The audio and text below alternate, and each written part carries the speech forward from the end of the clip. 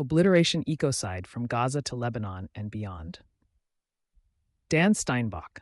Israeli military aggression has reshaped both the physical and ecological landscape of southern Lebanon, according to the Lebanese report, which does not consider the impacts of Israel's latest barrage of attacks this spring. In her foreword, Lebanon's Minister for the Environment, Tamara El-Zine, notes, "The scale and intentionality of the damage to forests, agricultural lands, marine ecosystems, water resources, and atmospheric quality constitute what must be recognized as an act of ecocide, with consequences that extend far beyond immediate destruction." Obliteration Ecocide in Lebanon. Released by the country's National Council for Scientific Research and presented by the Environment Ministry, the report accuses Israel of ecocide during the 2023 to 2024 war and subsequent escalations. It frames environmental destruction not as incidental collateral damage, but as systematic transformation of ecosystems. Key findings are damning. They include 5,000 hectares of forest destroyed, massive agricultural losses, 180 million direct infrastructure damage, much larger indirect losses, soil contamination, including high phosphorus levels, air pollution from repeated strike cycles, destruction of orchards and irrigation systems. Minister El-Zine characterizes this as intentional ecological destruction, affecting food systems, public health, and long-term viability of southern Lebanon's rural economy.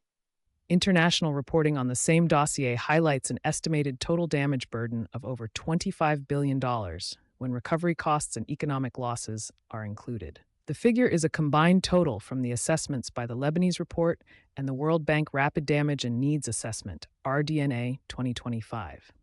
This framing aligns with a growing legal discourse around ecocide as a potential international crime, particularly where environmental damage is widespread, long-term, and strategically embedded in military operations. It is also aligned with UN reporting on the broader Israel-Lebanon escalation, confirming extensive infrastructure destruction, civilian displacement, and strikes affecting residential areas.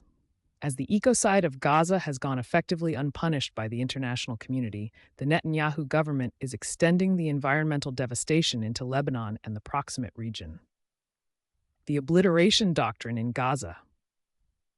In the Obliteration Doctrine, 2025, Related Commentaries and Excerpts, I define this doctrine as the lethal mix of scorched earth policy, collective punishment, and civilian victimization, coupled with massive indiscriminate bombardment and systematic use of artificial intelligence, AI. The concept is vital because it connects the dots between military strategies, aerial bombardment, lethal deployment of artificial intelligence, AI, and international law, particularly the Geneva Conventions and the Genocide Convention. As Professor William Shabas, a leading scholar of genocide, notes, the Obliteration Doctrine adds a new term to the lexicon on genocide, notably in the application of international law and its judicial mechanisms. Modern warfare in Gaza is no longer just counterinsurgency, but systems-level destruction of the environmental and infrastructural substrate of life: water, soil, agriculture, energy, and urban continuity. This interpretation overlaps with empirical reporting on Gaza's environmental collapse. Satellite analysis shows 38 to 48% of tree cover and farmland destroyed, severe contamination of soil and groundwater, large-scale destruction of greenhouses and irrigation systems, air pollution from sustained bombardment and debris burning. These patterns are described in independent investigations as producing conditions of near uninhabitability in many parts of Gaza. Warfare is no longer bounded by battlefield geography. It becomes the restructuring, or obliteration, of ecological systems that sustain civilian life. Ecocide here is not merely destruction of nature, but destruction of life support systems as purposeful strategy. It is another word for cultural genocide. Lebanon and the Gaza template. The Lebanese report and international commentary suggest strong structural parallels between Gaza and southern Lebanon operations. Destruction of orchards, especially olive groves, long-lived economic ecosystems, targeting of water infrastructure and rural supply systems, repeated airstrikes generating soil and atmospheric contamination, displacement of civilian populations from ecological productive zones, which can be seen as a form of ethnic cleansing. International media reports that Israel is applying a Gaza playbook in Lebanon, expulsion orders, infrastructure targeting, and village-level destruction patterns. Lebanon is now an adjacent theater where similar operational logics are extended across a different ecological terrain. Gaza, dense urban agricultural mosaic under blockade conditions. Southern Lebanon, dispersed agroecological rural system with forested and orchard economies. In both cases, ecological assets are not collateral but structurally embedded in livelihood and resistance capacity, and that makes them strategic targets under the high-intensity obliteration doctrine. Consequences beyond Lebanon and for Israel. The environmental consequences of such conflict patterns are not geographically contained. Three spillover trajectories are particularly important. First of all, regional ecological degradation. Soil contamination, wildfire damage, and agricultural collapse are not confined to strike zones. Windborne particulates, water contamination, and long-term soil chemistry changes affect broader cross-border ecosystems. Second, economic fragility and food system insecurity. Both Lebanon and Israel depend on regional agricultural stability and water systems. Repeated infrastructure destruction increases food import dependence, rural depopulation, and long-term land degradation in border zones.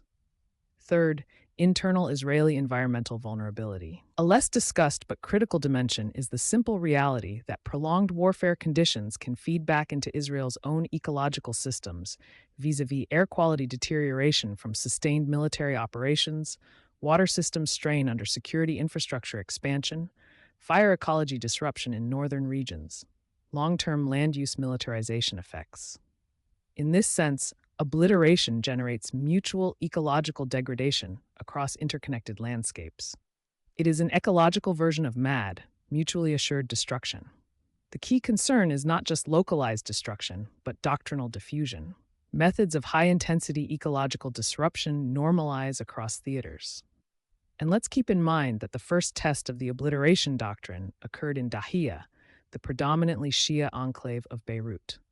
U.S. military legacy in Iraq and Syria already includes extensive infrastructure and ecosystem disruption under counterinsurgency and air power doctrines. These feature water system destruction in Iraq, oil field fires, and atmospheric contamination, and urban siege warfare effects in Raqqa and Mosul via coalition partners. Such precedents create a shared operational vocabulary where environmental damage is treated as secondary to strategic objectives.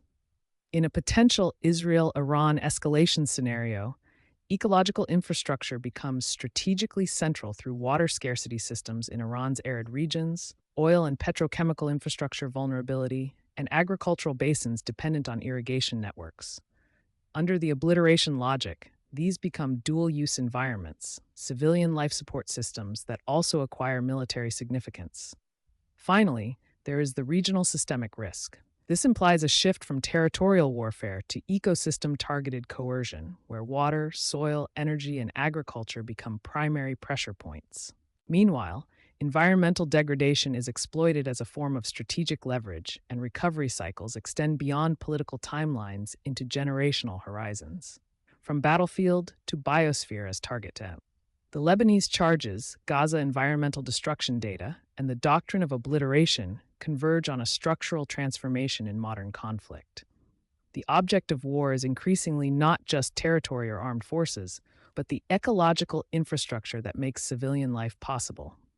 In this way, destruction of that infrastructure is a prelude to ethnic cleansing and displacement. For military doctrines, this may be framed as incidental or operational necessity. But for Lebanon and environmental analysts, this constitutes potential ecocide under international law. In view of the obliteration doctrine, it represents a systemic shift in the practice of warfare itself, from the battlefield to biosphere as target. What happens in Gaza won't stay in Gaza. What happens in Lebanon won't stay in Lebanon. The stage is being set for obliteration ecocides wherever they are seen as effective necessities. Ecological systems are now central to both the conduct and consequences of war.